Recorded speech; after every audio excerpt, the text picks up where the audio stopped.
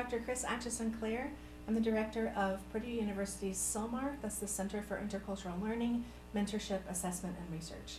And I'm here today to talk to you about a tool that is in the Hubbocle Toolbox called Adapt or Be Yourself.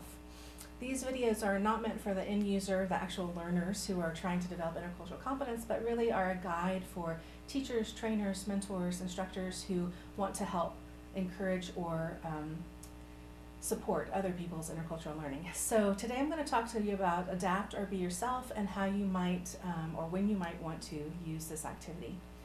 This is an original activity from CILMAR, so everything's there for you to download. There's nothing to pay for, and hopefully you'll find it useful.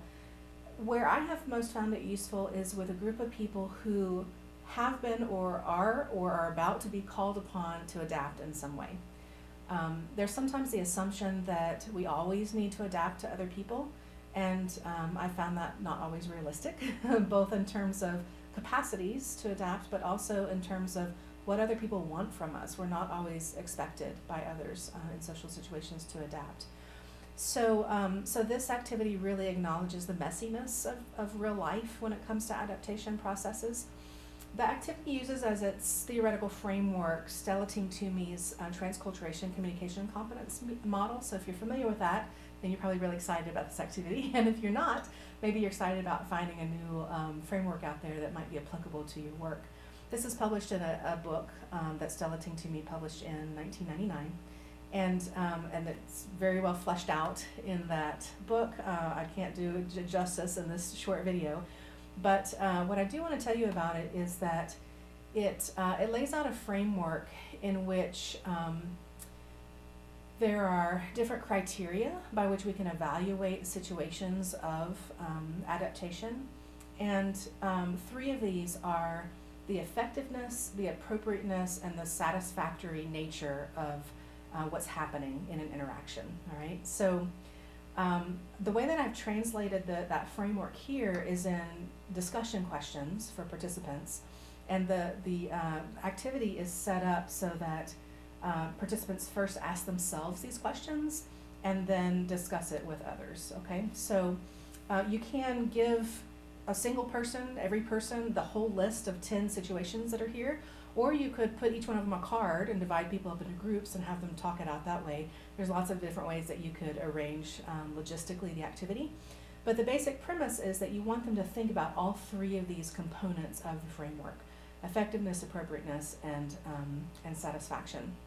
So I've translated these into discussion questions, basically asking people, do I have the skills and knowledge that I would need to in order to adapt? And that has to do with effectiveness.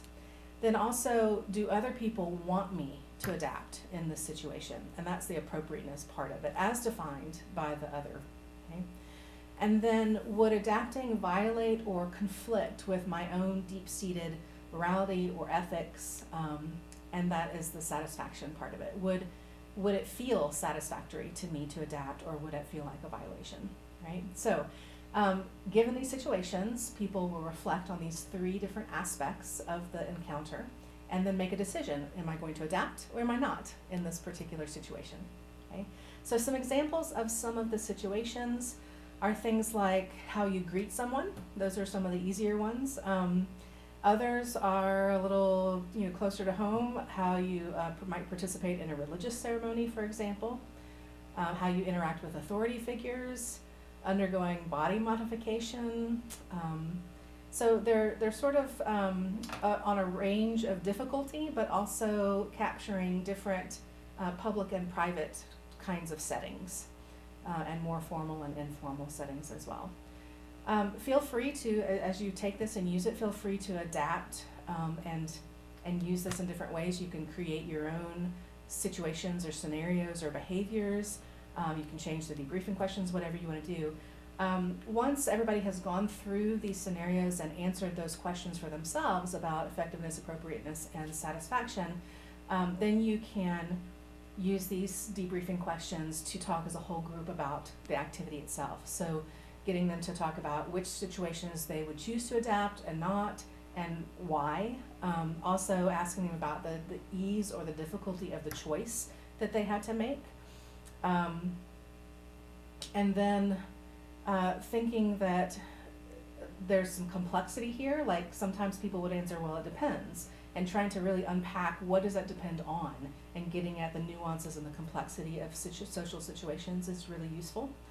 And then finally, just asking them for some takeaways where they learn from the activity. So hopefully this helps you apply this activity and figure out when it might be good to use it, and then use it effectively. I really hope that you not only enjoy this activity and find it useful, but also that you become very active in the Hubicle, and especially in the Hubicle Toolbox. We encourage you to write reviews, so anytime you use an activity, give us feedback on how well it worked and in what context it's effective or not, and any advice you have for changing it or any adaptations that you've made. That's really, really helpful feedback for other users. And we'd also love to see you curating your own tools, and we're happy to help you with that curation process. Okay? Thanks a lot for joining us. Bye.